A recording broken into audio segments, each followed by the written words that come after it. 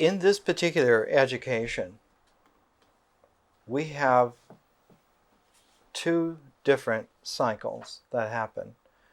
One cycle goes clockwise, and the other cycle goes counterclockwise. Now, it's very interesting to note that a clockwise motion is natural to us, but a counterclockwise motion seems antithetical to us. For instance, even the phrase counterclockwise, against the clock, against time. But what's peculiar is that while water drains in a clockwise motion in the northern hemisphere, it drains in a counterclockwise fashion in the southern hemisphere. That if we had lived in the southern hemisphere, if we had been an industrial civilization born, say, out of the Incas, we would have considered counterclockwise to be natural and clockwise fashion to be counterclockwise.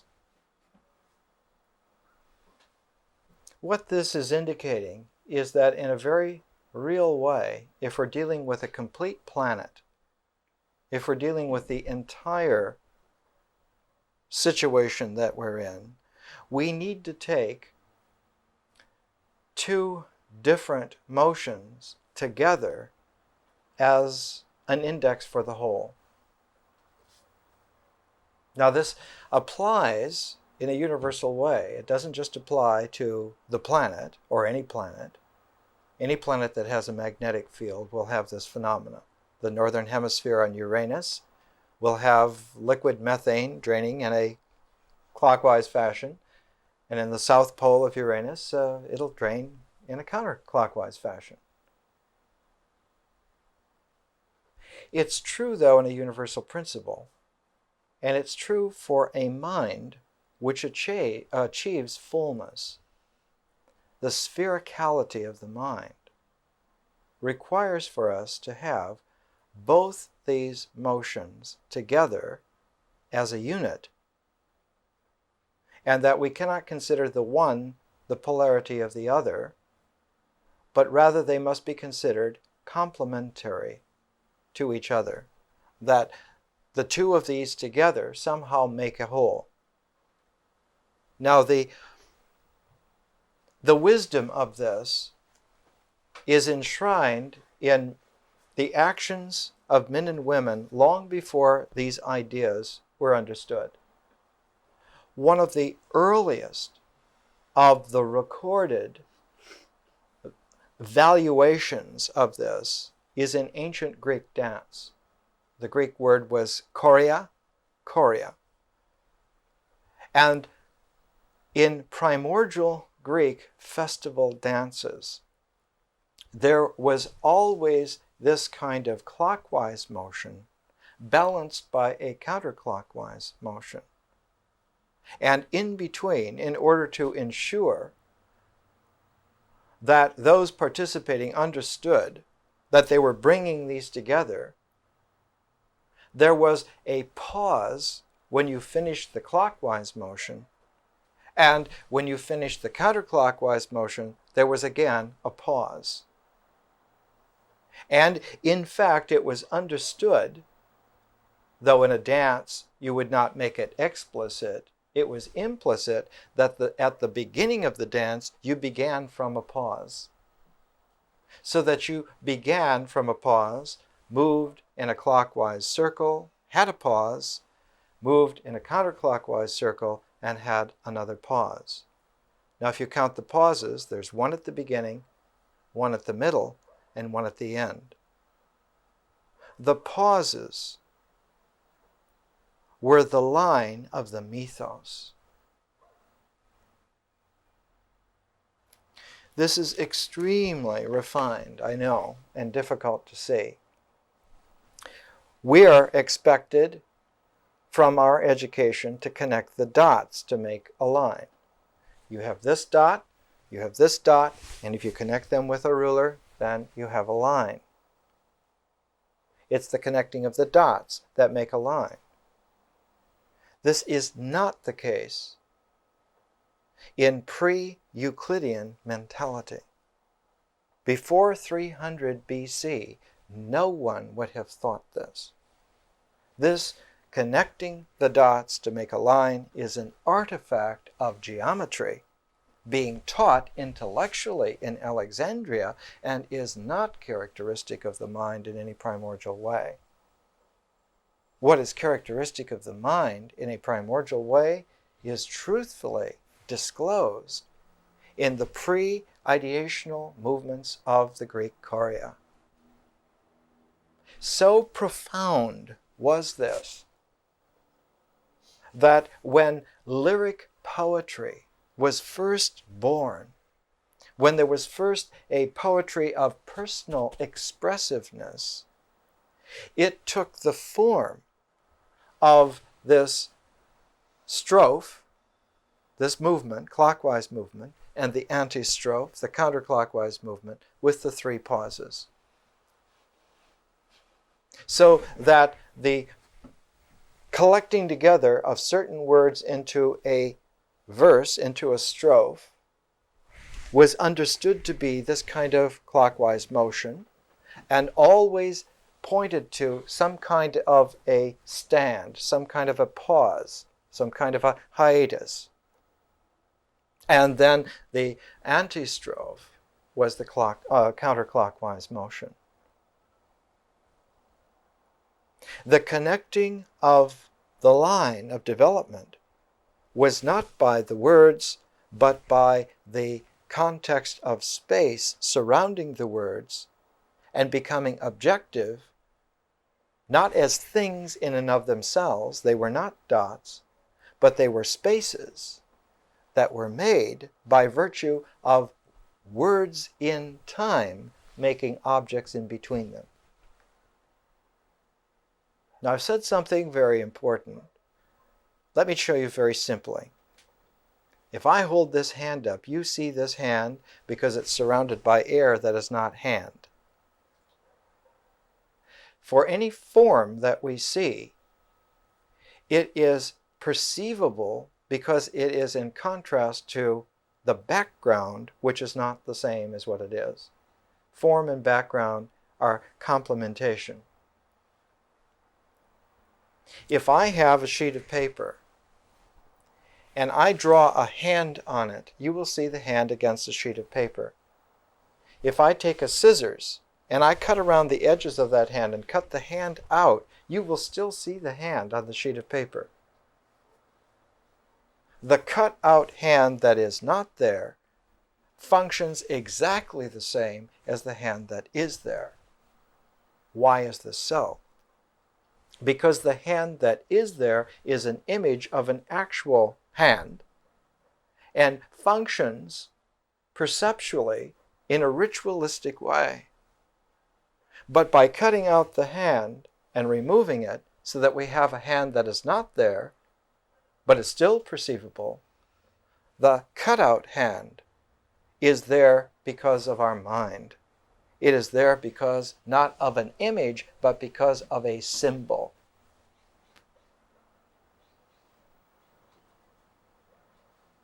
This inner world, this inner sense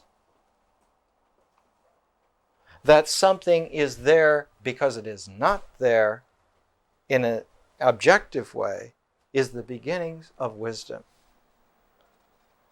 That there are realities, objective realities, whose existence is posited on the actual experience that they are not there.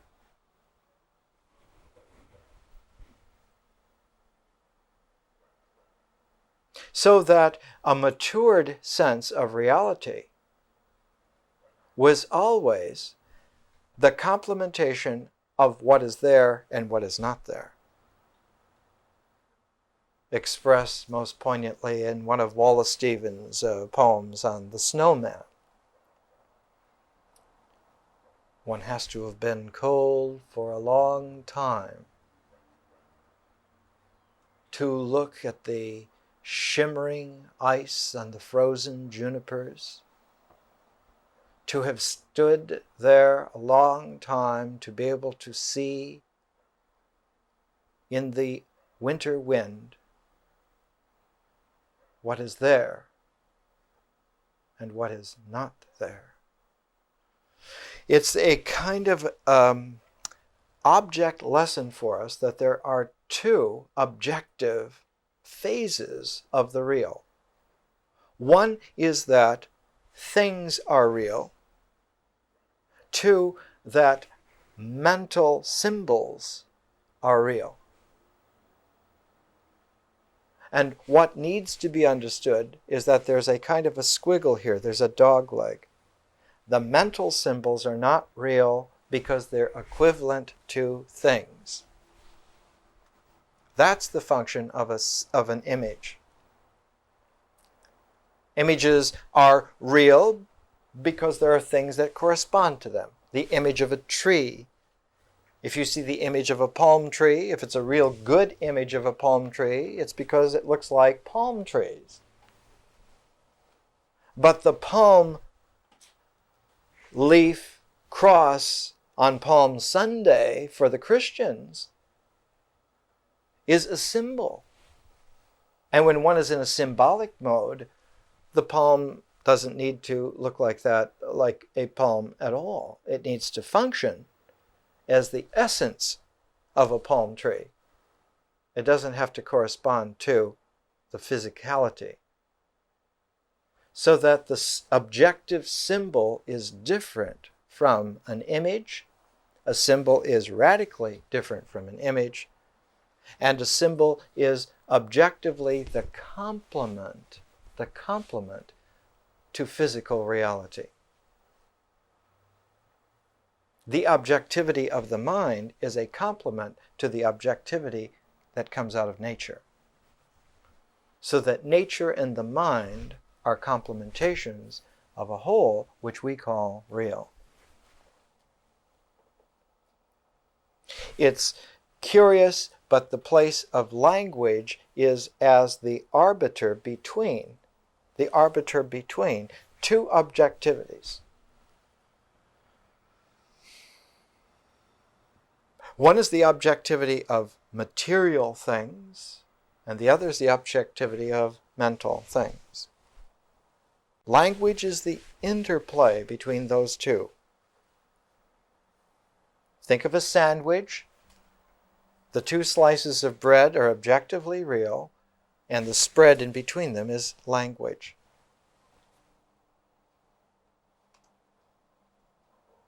Now, it's very difficult to keep this straight in terms of the assumed heritage on this particular planet.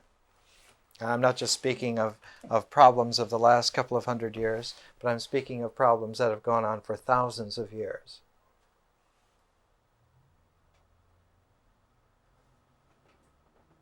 The problem becomes exacerbated when civilization occurs.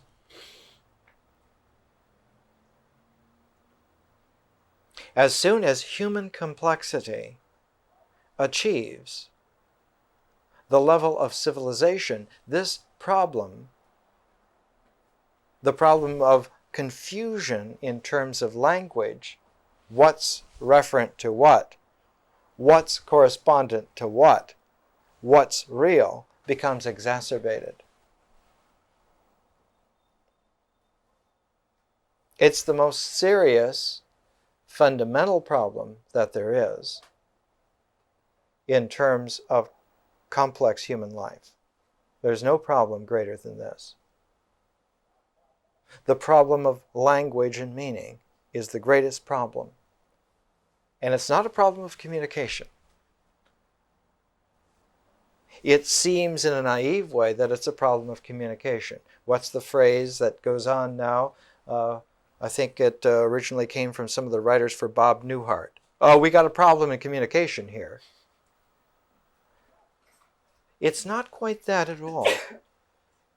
It's not a problem in communication that you have, or I have, or they have. It is a radical structural complication that is there in the very nature of language on the level of civilization. In other words, whenever we have the level of civilization, this structure, which operates as a problem, quote, is automatically there. It cannot be got rid of. It must be seen through. So that if one draws, like Aesop, a moral out of this, insight is indispensable to civilization. You cannot have civilization without realization. There's no way at all. You cannot support a civilization when the people do not have realization. If they don't have the capacity to realize, and we'll get into that after a bit. What is it to realize? All of this has to do with the problematic nature of language, which is bound up, wrapped up with the phenomenon of myth. Now let's come to one of our textbooks. We're taking two of the brightest minds of the 20th century, Ernst Cassire and Mircea Eliade. And we're taking Ernst Cassire's Language and Myth, translated by Susanne Langer. And Mrs. Langer was well capable of translating Ernst Cassire. Cassire was her teacher, as was Alfred North Whitehead, and she was one of the greatest philosophers of the 20th century. If the ladies are looking for a philosopher to go on the shelf along with Kant and Hegel, Susanne Langer will do. She is extremely brilliant. And in her translation, she is so excellent that we are able to understand that Cassire, learned as he was, and there's no question whatsoever, Cassire was one of the most learned men of his day, one of the greatest philosophers of the 20th century. We need to look critically at the work of these people. And so I'm going to bring in 3 criticisms on 3 pages of Cassire, just to let you know that the finest minds of the 20th century, the most refined minds, are seriously askew when it comes to primordial wisdom. I don't mean to set up myself as some kind of mutant guru. I'm just the guy delivering the message. Now, in Language and Myth, Cassire's work, and Eliade's work is Myth and Reality, and we'll get to that a little later. The section I would like to take a look at is Word Magic. It's the 4th section of Language and Myth, and it's in between the section which deals with the successive phases of religious thought and language and conception. So somehow, language and conception, ideas that come out of language, the ideation process, how ideas happen, has something to do with the successive phases of religious thought. Ideas have something to do with phases of religious thought. And in between, holding those two together in Cassire's exposition is the section on word magic. Word magic.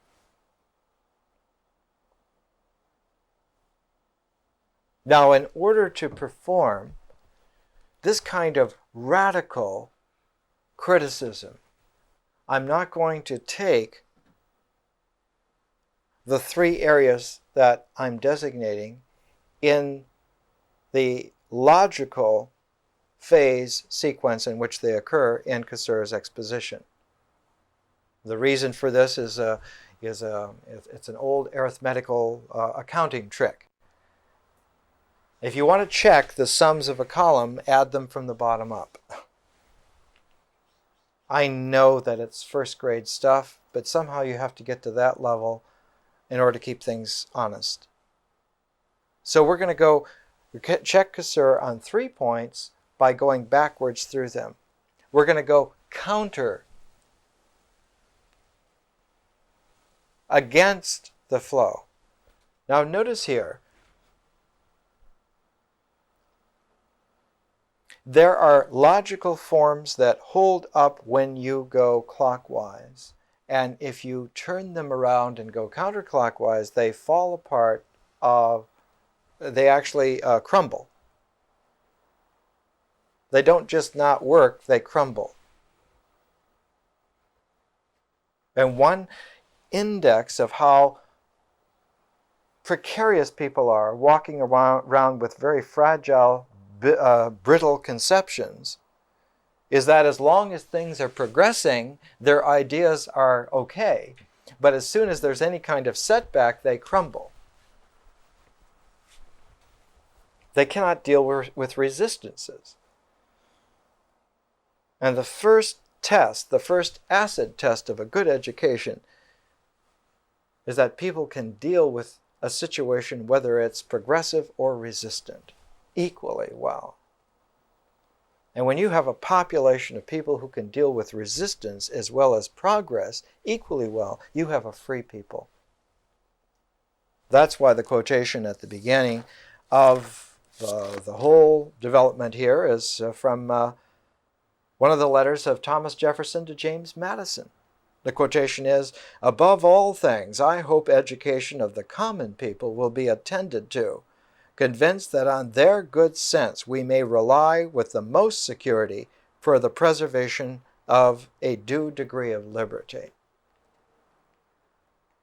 And that happens to be the code upon which I function, and my family has functioned, for at least the 7 generations we've been in this country. That is to say, the responsibility of an education is to raise the people to a place to where they can deal with adversity equally well and equally realistically as they can deal with prosperity. It's a political rhetoric to say we want to have prosperity. It's truthful wisdom to say we would like to have people who can deal both with prosperity and with the acuity that comes from travesty and problems. Let's come to Cassire. Let's come to word magic. I have this on a sheet of paper, and I'll the notes for today, Myth 10, and I'll make copies for you. It reads this way: Cassire in Language and Myth, section number 4, Word Magic, has at the bottom of page 47 and the top of page 48 a sentence which reads this way: "Here again, the words of the prayer precede the material creation." The words of the prayer precede the material creation and preserve it ever against the destructive powers of the evil one. Similarly, in India, we find the power of the spoken word vak exalted even above the might of the gods themselves. Now, this Sanskrit term vak is the subject of a recent book, Vak, the Concept of the Word in Selected Hindu Tantras. Vak means speech in Sanskrit. Now, it's very curious, but illuminating to realize that our word for void is vacuum, vacuum.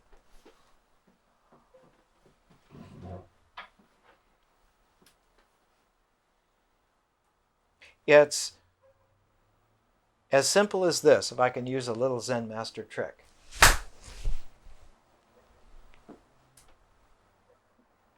It isn't the hands clapping. It's the fact that the mind has a resoundingness that corresponds not to the sound, but complements the sound. The sound of one hand clapping is the complement to the hands clapping. In a ritual way, the hands clapping in nature make that sound. What is there equally to that sound is the no sound in the mind. That the mind is perceptually unaware of the no sound is completely natural to the fact because it is not there perceptually. It is specifically not there perceptually. It is the cut-out image of the hand that is not there. Nevertheless, if the silence of the one hand clapping were not there as a complement, you could not hear that hand clap of the two. Now, it does no good to try to figure this out in terms of argument and opinion, because the level of resolution of this is several orders more refined than opinion in argument can grind.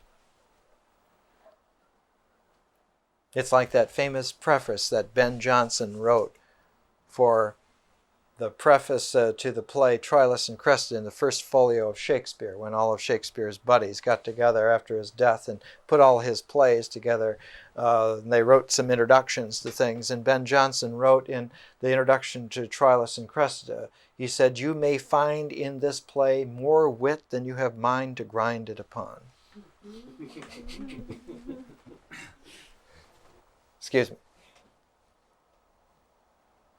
The resolution of the sound of one hand clapping cannot be done on the order, on the level of opinion and argument. It doesn't matter what your opinion is. It can be as informed 90 ways to Sunday. It doesn't matter. It's extraneous. It has nothing to do with the resolution. Because the sound of one hand clapping is in the mind. It's in a completely interior realm, an inner world. And if we consider that the interior world is an abstraction, it forms a tape loop and sends us back in a corresponding way to imagery, and we mistake the symbol for the sign. And the function of a sign usurps the symbol and commandeers images in terms of its usurpation, and one gets false ideologies from this procedure. It's a disease against which there is no defense whatsoever other than the purifying insight of reality is the only way, the only possible way. It's like once the mind blows a soap bubble and your eyes become fascinated looking at the surface of that bubble, there's no way to not know that you're looking at a bubble until the bubble pops. Because the iridescent closed circuit quality of the soap bubble is perfectly matched to completely commandeer our attention, to completely hold our perception, and to run it round in an endless surface of illusion. And there is no way to see that as long as you are in that surface, on that surface, in that bubble. It has to be popped. And when it is, what occurs is such a dearth, such a complete vacuum, that most people do not even notice that it has occurred, and quickly go about blowing another bubble so that they can have something to lean on. So even if you cure someone of illusion, if you do it without education, they will make a new illusion as quickly as they possibly can. So that the bubble popping duration is in picoseconds, but the bubble remaking is in nanoseconds. So unless you're really good at meditation, you don't even realize that you were free. The glimpse of freedom is so fleeting, you have no way, unless you're accompanied by long practice and super yogi, and you can stretch out a picosecond. What do you see when you can do that? You see that there is nothing to see. Hold on. It's not that you don't see anything, but you see that there is nothing to see. You see there's nothing to see. It's the same wisdom that's there in the archaic Greek dancing, which moves not by the dance movement so much, but by the sharing of the phasing of the pauses. What makes the community is that one shares these pauses together. There's an indelible knitting together.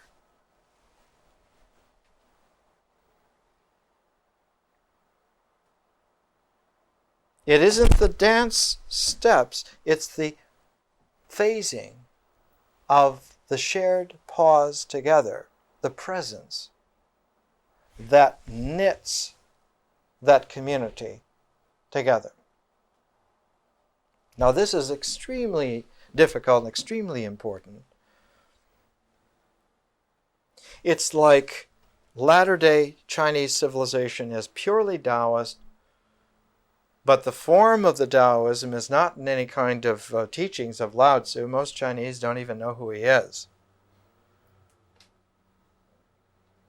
I once entertained in Canada, helped entertain 40 engineers from China. This was 1973.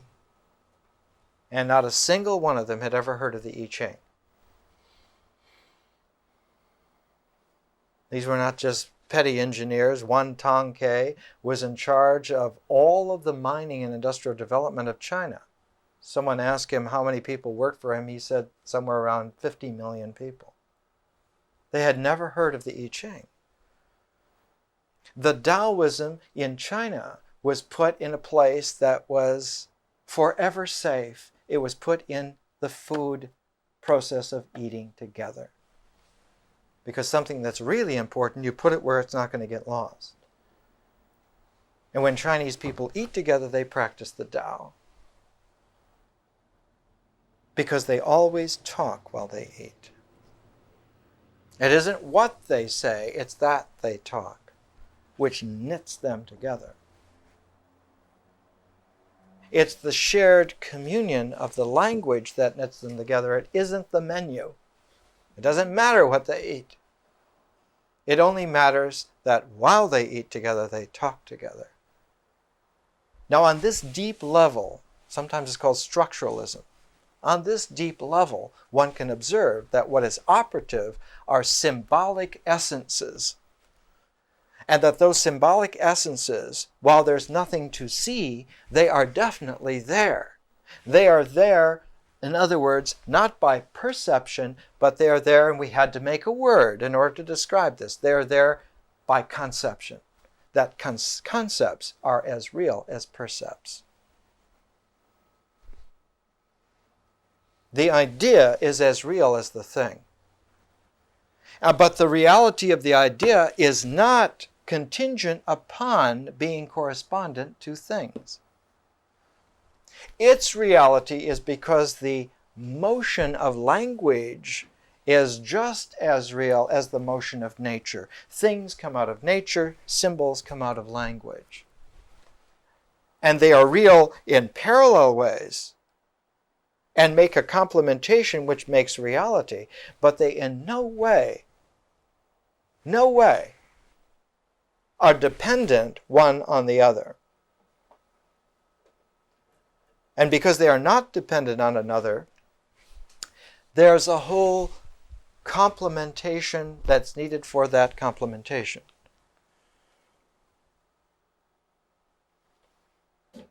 Let's say it simpler. The objective reality that comes out of nature, which incidentally isn't just things, but it's the doing. That's what we learned in ritual. It's what you do is objectively real. Whatever you do actually happens and is there in time, space, forever. Now, don't go science fiction and think, well then, space is cluttered.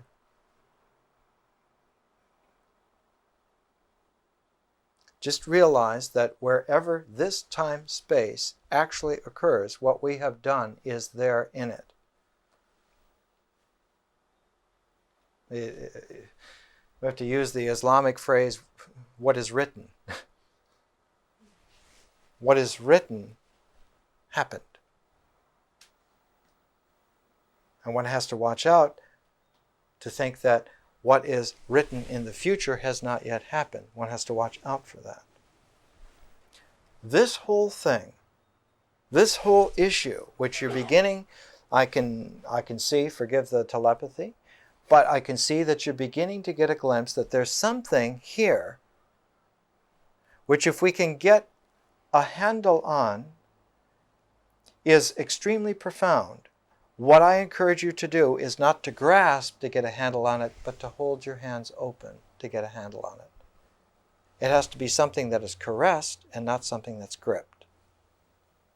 And the way to caress it, it's almost like a sculpture, like a blind person making a sculpture. Have you ever seen sculptures made by blind people? They're exceedingly jumbled in terms of perception, they're exceedingly fluid in terms of conception. The conception is fluid, the perception is jumbled. Cassire here talks about Vak in word magic. His phrase is, here again the words of the prayer precede the material creation and preserve it ever against the destructive powers of the evil one. And this is somewhat askew. This is bad language.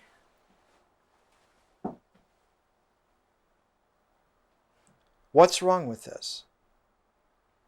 When you say that the words of the prayer precede material creation, this is misleading. It's as if language makes material happen. And that's not true at all. This is the whole understanding in the phrase, the fiat lux, let there be light. It's true that God says, let there be light, and there is light, but light is not a material in this understanding at all. This is the gestalt of heaven's pattern, and not at all material.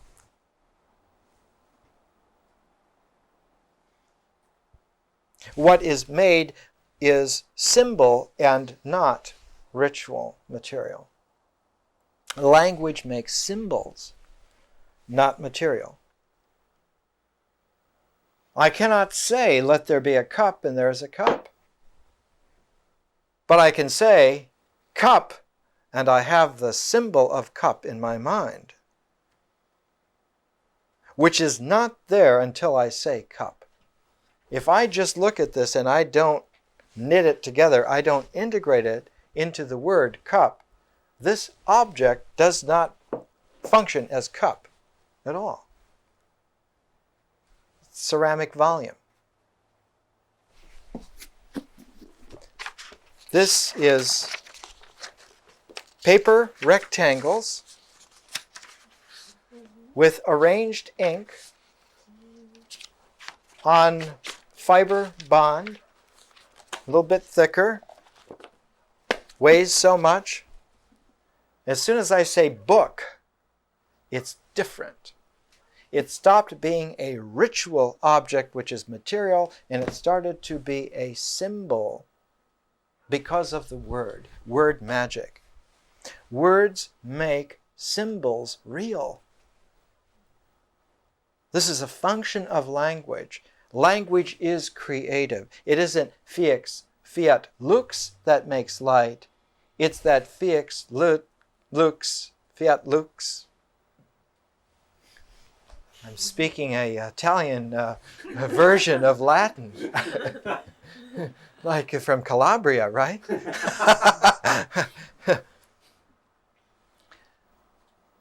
As if Popeye were a philosopher or something.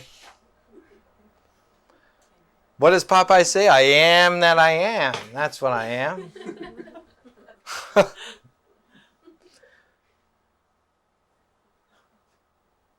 Notice that as soon as someone says, I am, then you are.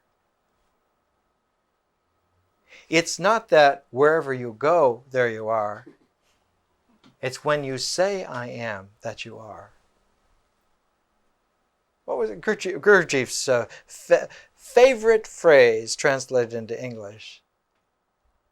You are only real where you are. He temporized it somewhat later on after the fountain blew over, and he said, you are only real when you are.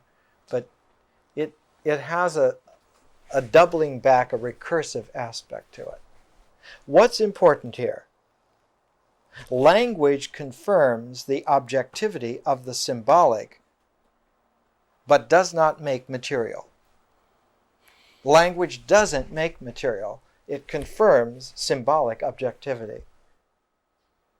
Ritual doing, action, pragmatos, cinches the objectivity from nature into things. It's ritual that makes things.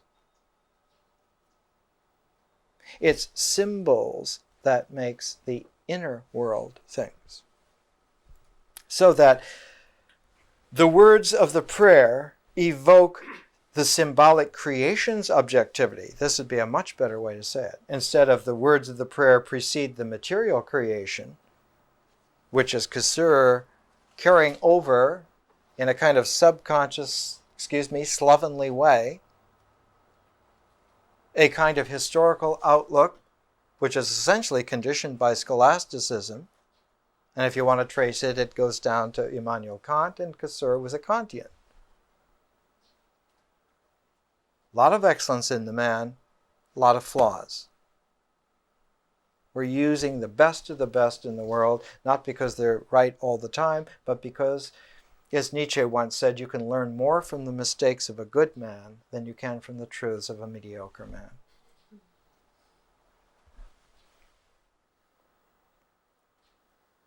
The words of a prayer evoke symbolic objectivity, and because it's symbolic objectivity, it is then preserved forever against destruction. Because once something is real in the mind, it's no longer subject to the vicissitudes of nature. Lay up your treasures where they do not rust, is the way that one great teacher once said.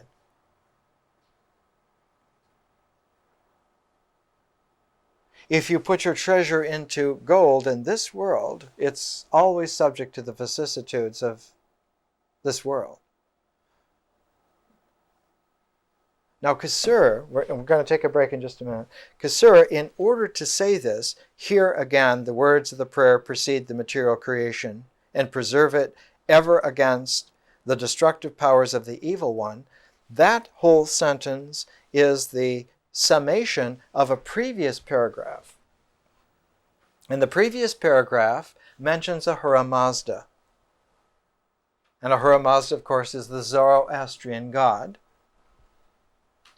And the quotation that typifies that the summation sentence in that whole paragraph about Ahura Mazda is that the war between the power of good and the power of evil i.e. between Ahura Mazda and Angra Mainyu, begins with Ahura Mazda's reciting the words of the holy prayer, the Ahuna Vaira.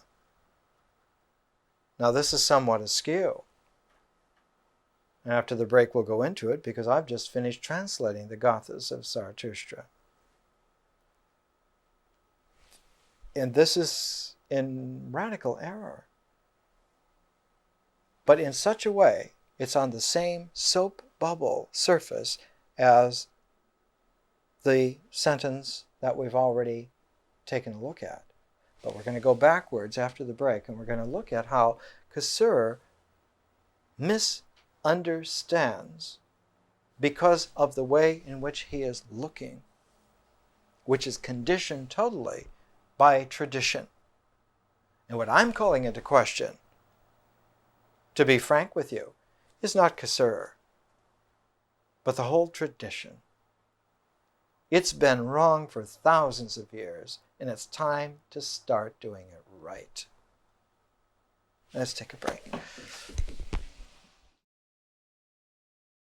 I'd like to give you a phrase, and the phrase is tacit dimension. Tacit dimension. There's a little book that was very popular in the 1960s by Michael Polanyi entitled The Tacit Dimension. Tacit means unspoken, silent. There was another anthropologist, Edward Hall, who wrote a book called The Silent Language. Tacit dimension, the silent language. One can convey a lot of meaning silently, tacitly. Some of you remember the great memes, Marcel Marceau, or in the great film Children of Paradise that Jean-Louis Barrault played a meme. It's the tacit dimension is what is there silently. Symbols are tacitly operative, whereas images, in their operativeness, they operate on perception. They operate perceptively. And so you have to see images for them to be operative.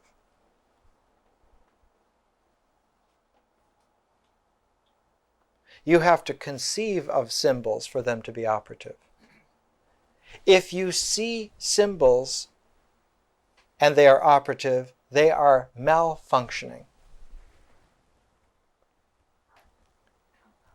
Just to put it simply, if you wear your symbols on your arm, then something really bad is happening. In ancient Buddhism, the cycle of the seasons, the change, was symbolized by a certain symbol. And the only place that that symbol was ever expressed was on the bottom of the bare foot of someone walking the middle path. But that same symbol, which was abstracted by the Nazis and worn as the swastika on the armband, functioned not as a tacit symbol should in its reality, but malfunctioned as an image of power. And one has to watch out for this, because this is like a little vignette of why all this is so important, and why a real education responding to the behest of Jefferson and Madison, a real education delivers to the everyday people the ability to remember and recognize these differences. It cannot be left to some elite. It cannot be left to the super gurus. It cannot be left to the brilliant professors. It belongs in the hearts and homes of the people. That's where it's got to be delivered. Now, Polanyi, just to follow just for a second, not only wrote The Tacit Dimension, but his largest work bears the title Personal Knowledge. Personal Knowledge, Towards a Post-Critical Philosophy, University of Chicago Press. So just look at how some of the titles of his books follow along when you investigate the tacit dimension. Personal knowledge, meaning, knowing and being, the logic of liberty, science, faith, and society. And then, of course, there are studies on Polanyi. Just to give you an idea, just a little vignette, that there are hundreds, and if you take the whole world's heritage, there are tens of thousands of excellent men and women who have contributed to this. One of the most profound was Zarathustra, because he came first in the sense of being conscious about language. He came first because he was visionarily accurate about the symbolic function that language performs.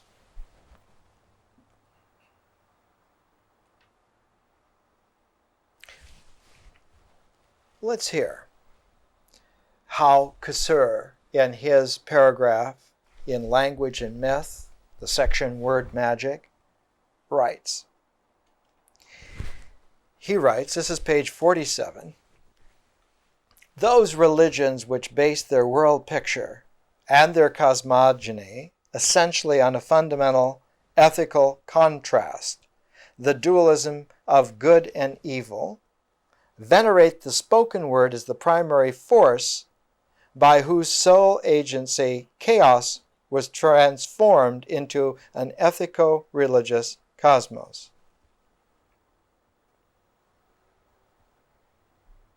Now just put a little check on dualism and put check sub 1 and sub 2 on good and evil. That it may not at all have to do with a dualism, and it may not have to do with good and evil as examples of a dualism. But just leave it for a second at this. Those religions which base their world picture and their cosmogony, world picture and cosmogony, the big picture here and the big picture up there. Those religions which base their world picture and their cosmogony essentially on a fundamental ethical contrast. Now, ethical contrast, you're going to have to keep that in mind too. The dualism of good and evil, an ethical contrast, the dualism of good and evil.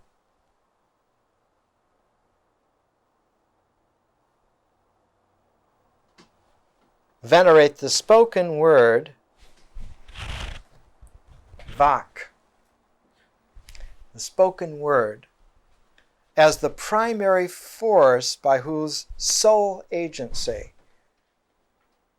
chaos was transformed into an ethico-religious cosmos. Chaos is transformed into a cosmos by spoken language. Myth has, as a function, a transformational function.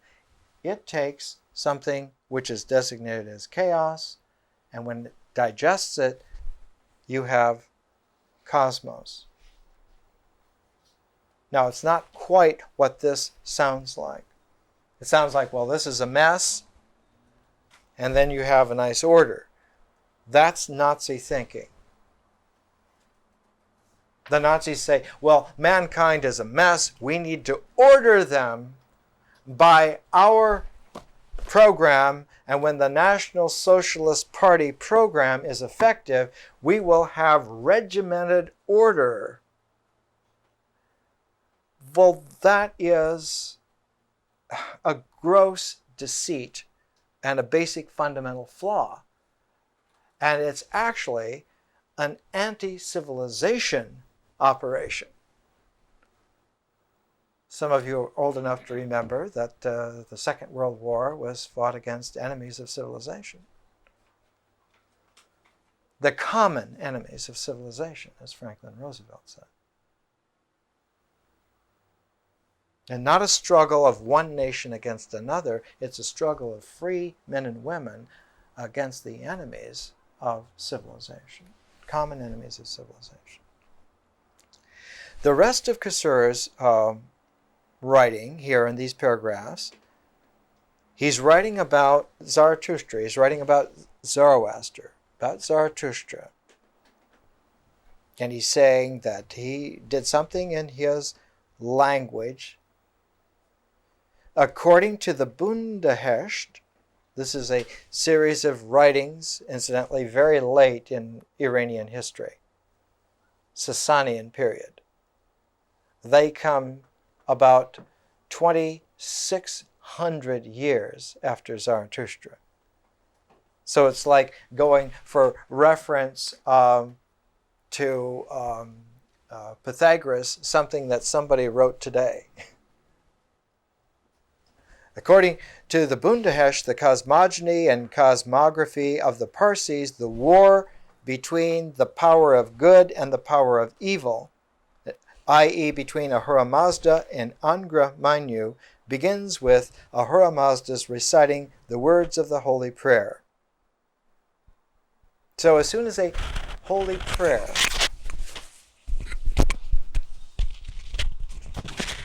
you can see the resistances are not always personal. You just grab them by the scruff of their neck and put them back.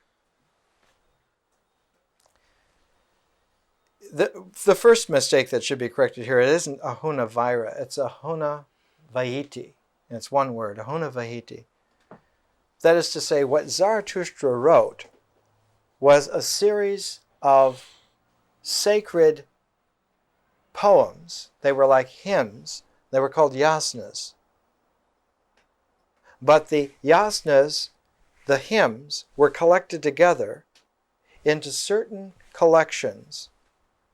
And these collections formed phases of the function of transformation.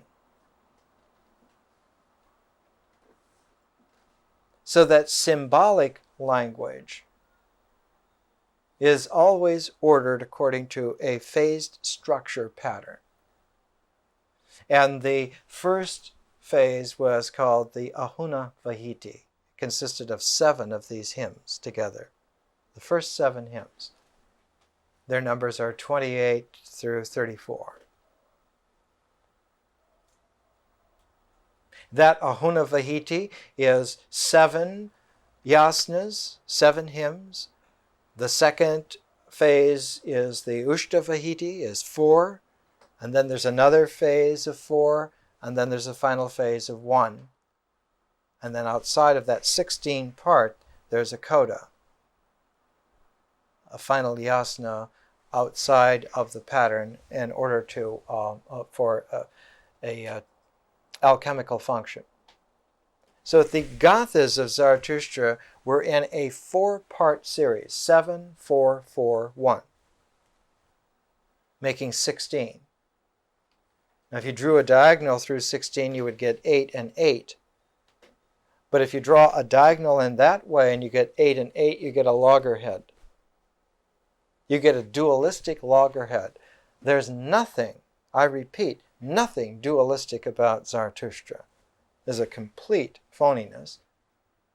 And the fact that the religion based upon it, Zoroastrianism, insists that there's a dualism is one of the great paradoxes of history and one of the reasons why the tradition of civilization is impaired from the get-go.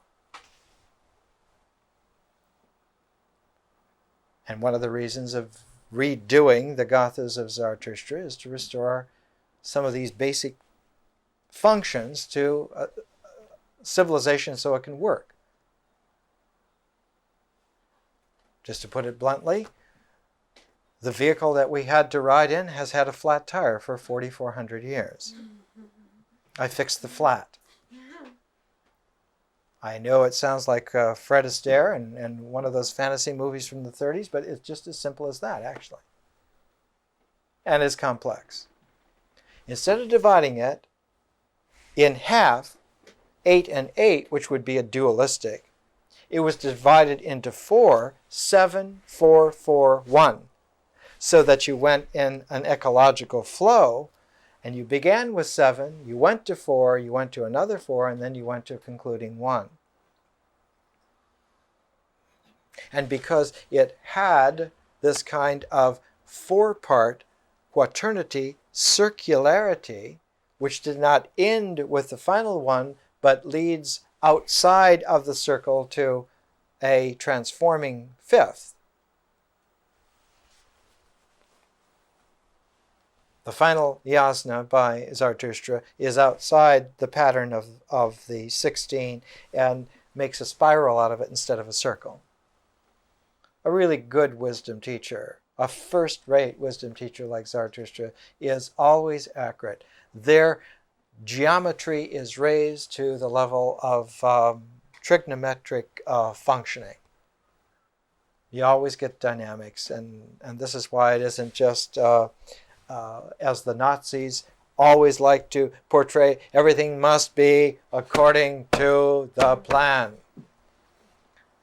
And you can see wherever you run across this kind of language that somebody needs to behave, you need to behave according to the rules, that you're being prepared for a party ideology.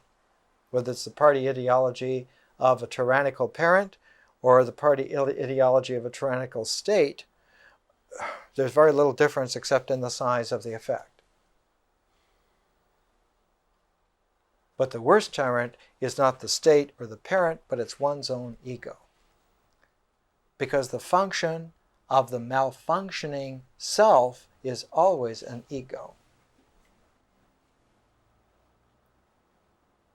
Or as someone once said in the Vajrayana, the ego is a storm in the clear sky of the self. And as long as you're in the storm, you don't know that it's a little tiny storm in a vast cosmos of clarity. You think that everything is messed up. Because where you are, it is all messed up. But that place where you are messed up is on the surface of a bubble which can be popped. And the problems are not resolved painfully over a long time, but that's the good news.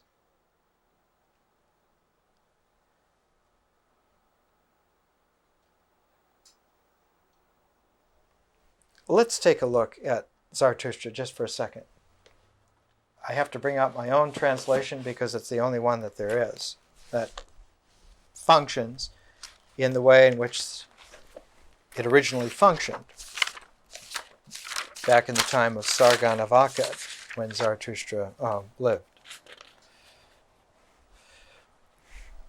The form of the poem, the ancient word in Avestic was mantra, M-A-N-T-H-R-A, and the Sanskrit pronunciation of that is mantra. So a mantra was the sacred form of the hymn or the poem or the prayer.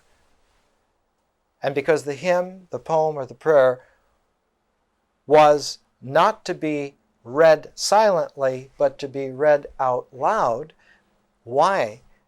In ancient times, you never read words silently. You always read them out loud. Let me just emphasize this to you so that you can understand. In the heydays of the Roman Empire, we know from some admonishments that students were rapped on the shoulder with sticks when they tried to read Horace's poems silently to themselves. It was not done. Now later on, about 2 or 3 generations later, the early Christian practice was to read silently, because if you read out loud, the chances of being discovered.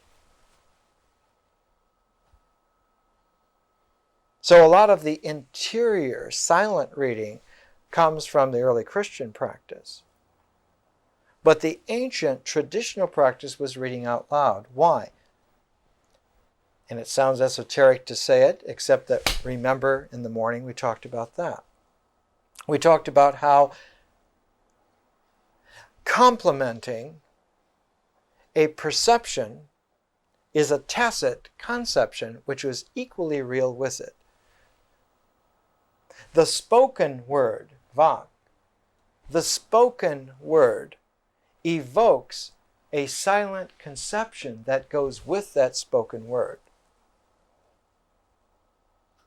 When we use our voice to intone the spoken word, the silent tacit conception within is equally real. That tacit conception within belongs to God's realm. And these words belong to this realm. And the person who, by having both realms in themselves, are like as Michael was saying it during the break, it's like the idea of the membrane that we'll come to in science. And the community of people who do this together are like all the cells in a membrane. And we'll see that what is functioning about a membrane is that it is not a wall. A membrane permits osmosis. That's how life happens, because it can pass to and fro through the membrane. Whereas if it's mishandled, instead of a membrane, the community of people, instead of being a living tissue that allows for the airing out in between the inner and outer worlds, it becomes an opaque wall, and then you get Nazi ideologies. Then you get communist ideologies. You get all kinds of ideologies. One of the worst was the imperial cult of the divine ruler in Rome. Absolute devastation. Much worse than the Nazi experience or the communist experience. The Nazis lasted as a viable political party for about 12 years. The communists lasted for about 75 years. The Roman imperial cult is still going on today after 2,000 years. And puts people into groups that make walls still. All you have to do is go to a place like Northern Ireland, and you can see what happens when people become walls on ideological bases. Even though they have the same blood type, the same heritage. And if left alone in a natural way, they would go fishing together. They spend all of their adult lives finding ways to place bombs in each other's way.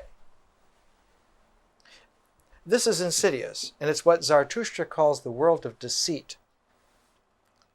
It's not a world of an evil one. It's the world of deceit that is made because life isn't flowing, it isn't happening. So that in the original Zarathustra, translated into English out of the Avestic, this blessing of Ahura, in mantra formed, Asha, which is truth. Feminine expressiveness of truth. Asha, synchronous with Mazda.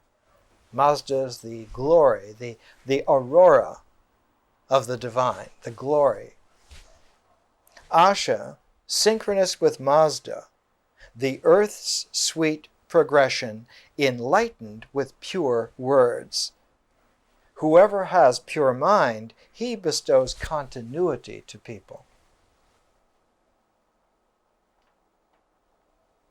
The osmotic continuity of the membrane of human groups is a function of the purity of words, the purity of language. One has to understand that by transferring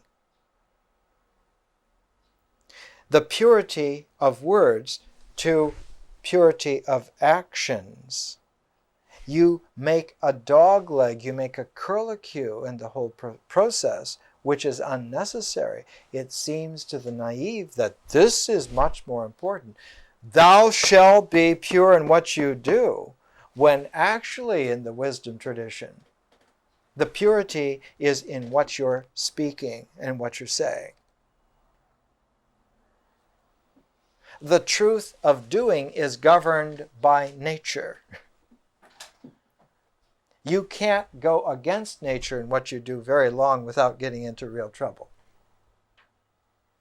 You don't have to worry about people being pure in their actions. If they do something unnatural long enough for them, they'll know. You try to force little children, 3 and 4 years old, to do something against their nature. You try it. It doesn't matter what race those children are from, what religion. They are highly moral vis-a-vis nature. They're not going to do it. You try. You get out a solid gold spoon and try to get a 4-year-old to eat some excrement. You're never going to be successful with that. You don't have to worry about purity of doing.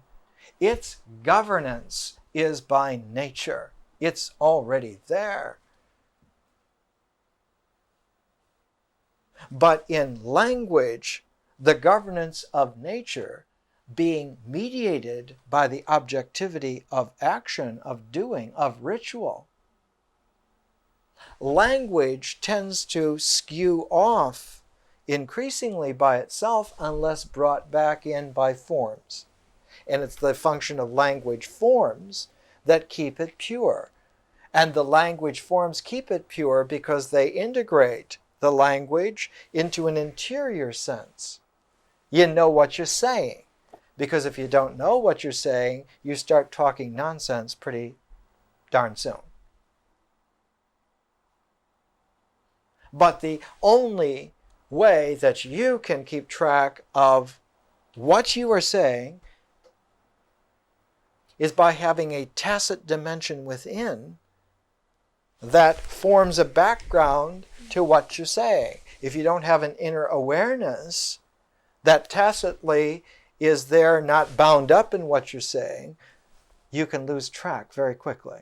And language becomes impure, and it tends to be deceitful, not because anybody wants to be deceitful, but because when it starts to tail off like this, it is already deceitful. So Zarathustra, in the Gathas, 4,400 years ago, writes, "Now I speak to you, seekers, in pairs. Mazda creates wisdom, and Ahura is the beginning of praise." What is Ahura? Ahura is the beginning. It's the first pause before any language form begins. It's the tacit dimension of all language.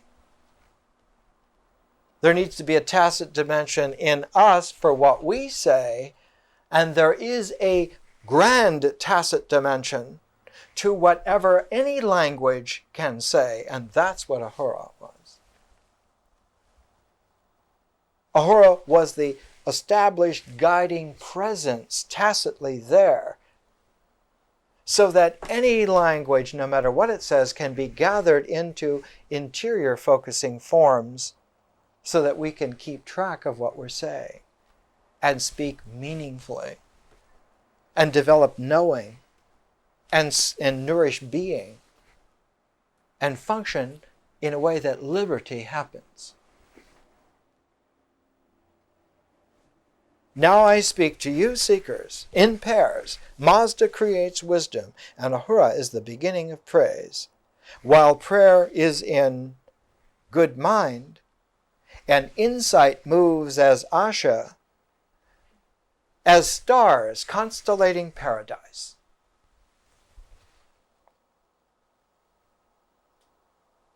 When you look up at the night sky, it's almost impossible to keep track of what you're seeing unless the stars are brought into formations called constellations. It isn't that there are lines connecting those stars at all, but it's the gestalts of those constellations are like the gestalts of words made into hymns. The constellations of the heavens serve as interior focusing forms that allow us to see and to develop a tacit quality vis-a-vis the cosmos.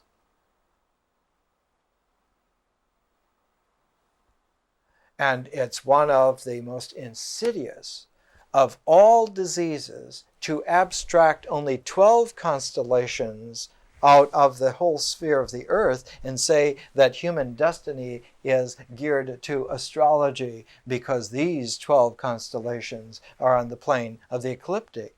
There's nothing special about our star's motion that abstracts it and accepts it from the cosmos.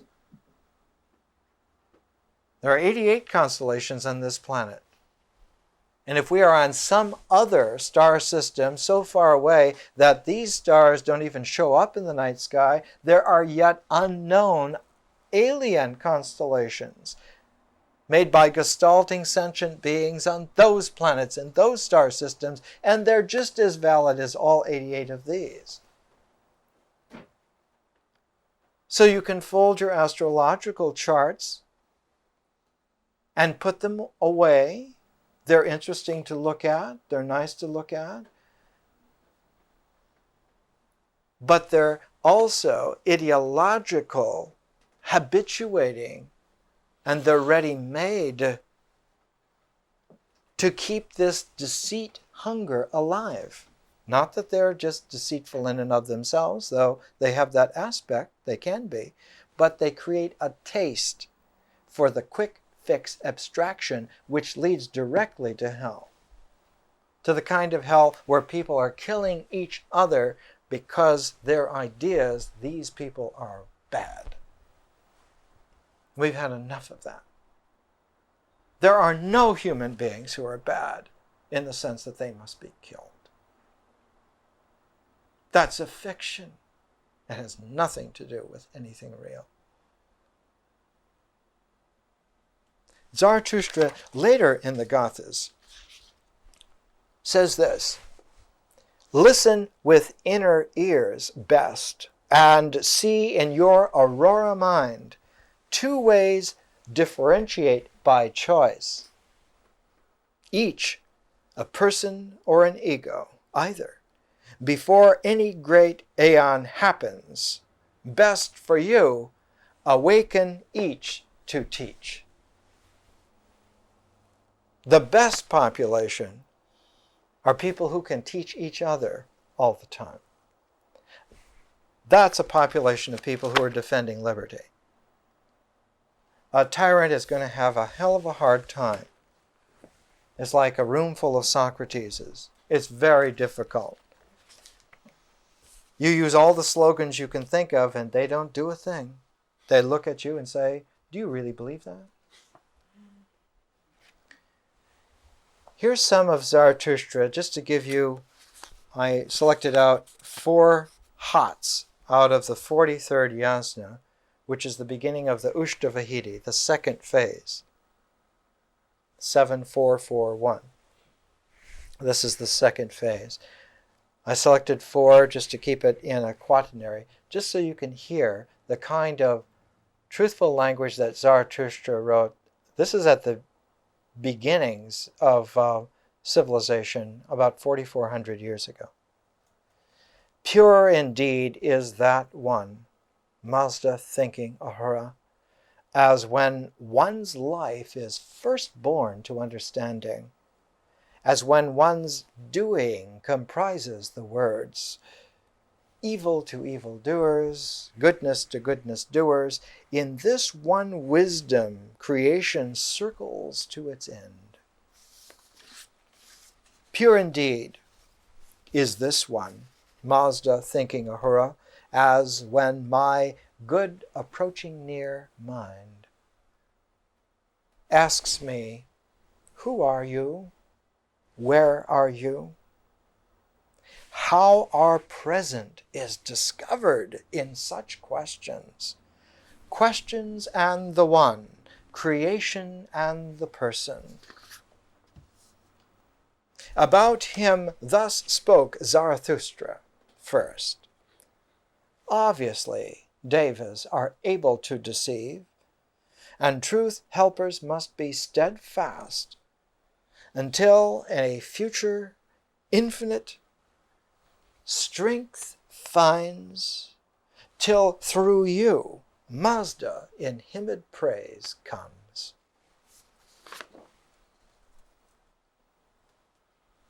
Pure indeed this one, Mazda thinking Ahura, as when in my good approaching near mind I ask him, who recognizes prayers and needs, until in oneness his fire gives our prayer to truth. For me, then able to be revered.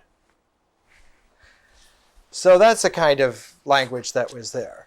Now notice here that it's a misunderstanding to think that there's a dualism between an evil one and a good one. The good guys and the bad guys. The guys in black and the guys in white. That's a loggerhead.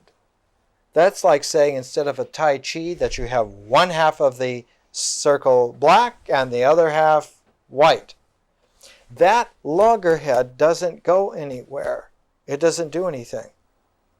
And the only way that the ego can process that loggerhead is to mechanically distribute the light and dark, so that it draws a circle of circles within, makes a target out of this, and then takes one light over here and one dark over here. And then it changes, one dark over here, one light over here, then the other way, one dark over here, one light over here.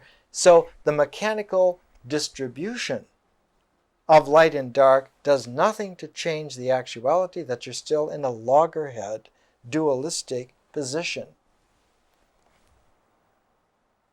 It's a them against us deceit, which is never true. I have to just say this. It's never true. There's never a realm in reality where the other person is so evilly wrong and you are so purely right that they must be killed. That is never true. It's astounding. The ego refuses to hear it. It won't hear it. We know that they're bad. Look at them. Look at what they do. And the wisdom position is, look closer. Look closer. Now Cassire, before he talks about Ahura Mazda, and that was before he talked about Vak, we're going backwards. And we started off today by saying we're going to take 3 points at Cassire on 3 pages. We took page 48 where he had Vak, page 47 where he had Ahura Mazda, page 46, what's on page 46? It has to do with Egypt. He's going from Sanskrit, from India, back to Iran, back to Egypt. Now, this is a very nice progression. In fact, it holds. Egypt, Iran, India. It's like you keep moving east, right? And you go from very, very ancient Egypt to a little bit later Iran to a little bit later India. Sanskrit as a language comes into play in the Rig Veda. And the Rig Veda, no way is older than 1800 BC, is more like 1500 BC. Sanskrit as a language which has a specific form. Hymns which are read out, the Rig Veda hymns, are no older than 1500 BC. You can stretch it to 1800 if you're really good, but almost nobody does. The Avestic language of ancient Iran, which has nothing to do with Persian, has nothing to do with Farsi. The ancient Avestic is Indo-European. It's very close to English, as a matter of fact.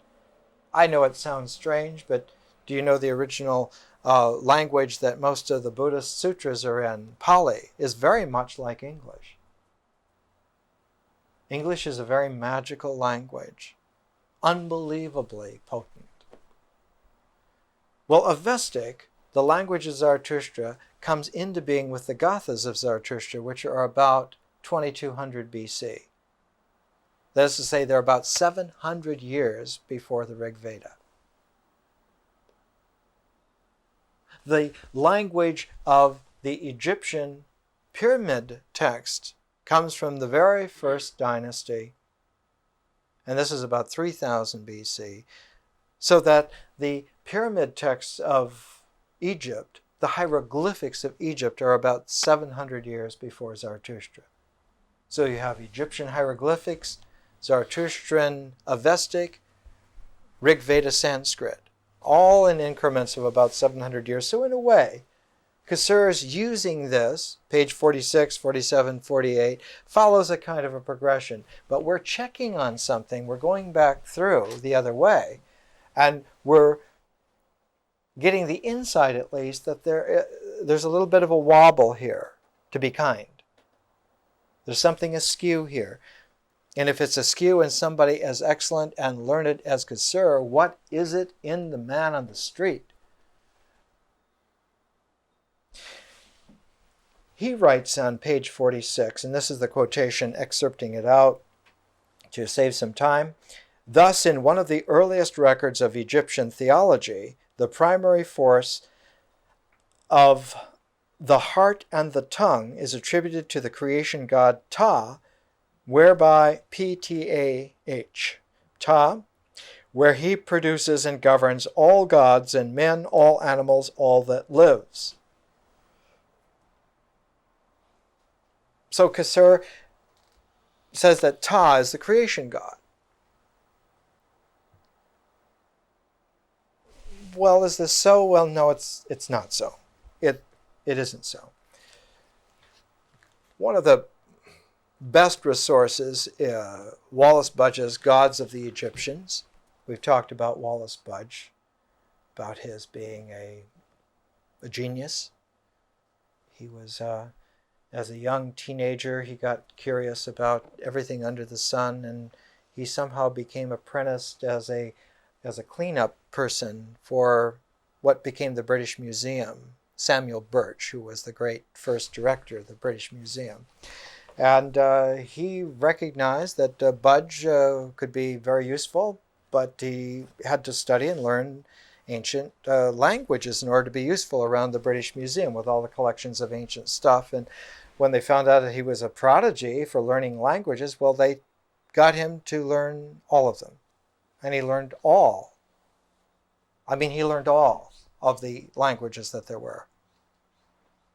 And it's his 2-volume Dictionary of Egyptian Hieroglyphic that we still use, even 100 years later. To save some time on Ta, Ta actually in Greece is known as Hephaestus. In Latin is Vulcan. He's the god of forging metals. He's not the creator god of creation. He makes things like like a metalsmith would make. It reads here, what the form of the god was originally, it is unfortunately impossible to say, but from the titles which the dynastic Egyptians gave to him, it is clear that his main characteristics did not change from the period of the second dynasty all the way to that of the Ptolemies and Romans. That's 3,000 years.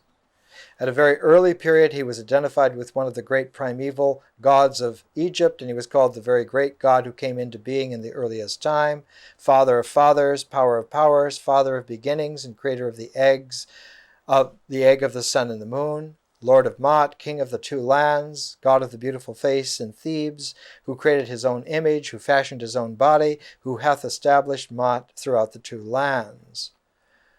But this is in the theology of a certain district of Egypt, Memphis. He was that in one area of Egypt, in Memphis. And Memphis is very late, actually, in Egyptian history. Ptah is mentioned.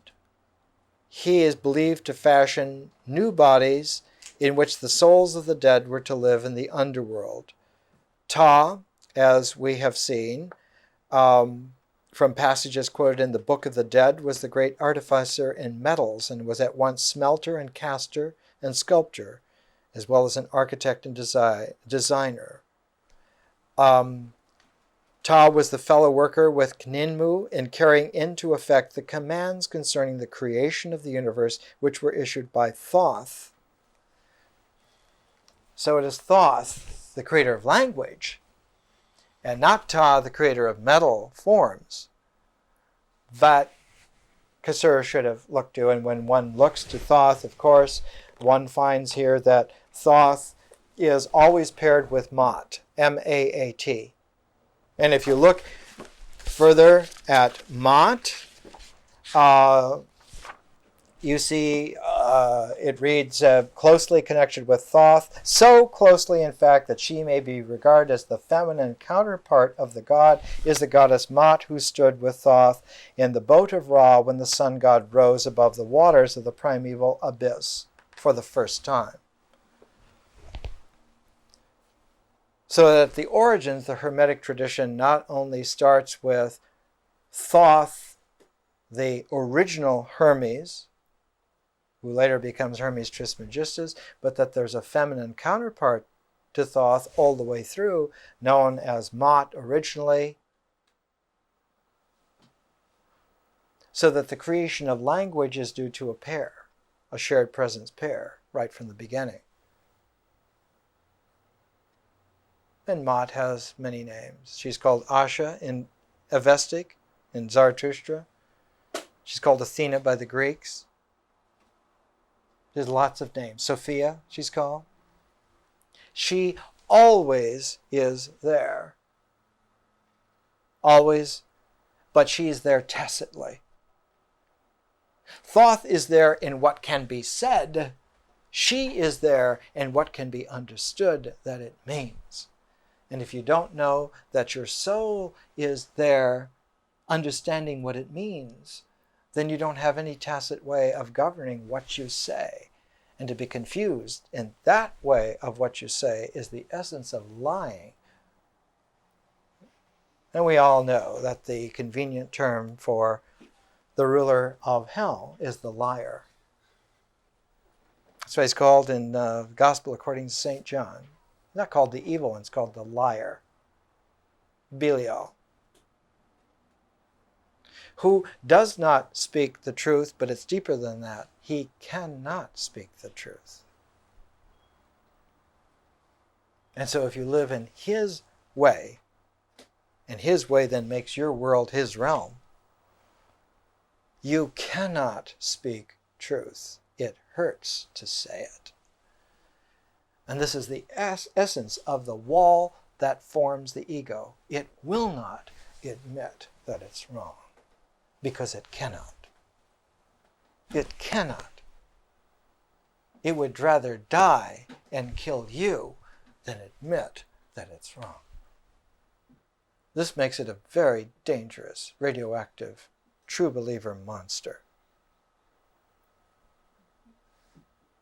It's what Freud one time, in his desperation to find a word in German, he called it id. It's so disgustingly primordial that to even work with it takes crowbars of sex titillation just to get any kind of movement at all. And that what happens is that if you function such that id is materially present in your life, then it casts its own kind of shadow. It's like a shadow casting a shadow. And that shadow that's cast, Freud called that a superego. And Hitler was one of the most accurate images of that kind of id, shadow, superego that we've seen in a long, long time. He was outdone in Roman times by people like Caligula and Nero, because that's what happened to the Caesar line. Julius Caesar liked to wear the red boots and the purple cape of a god, but his descendants were electrocuted by the claustrophobic confines of a psyche put into imperial Roman walled containers. The last person to be able to hold the Caesar mind without going insane was Augustus, because he simply refused to believe that anybody had a way of hedging his bet. And he died very happily at age 77, thinking that he had established something for eternity. It is he who coined the phrase, the eternal city. And there are people still on one side of the Tiber in Rome who believe that they are eternally right. We won't talk about that today. More next week.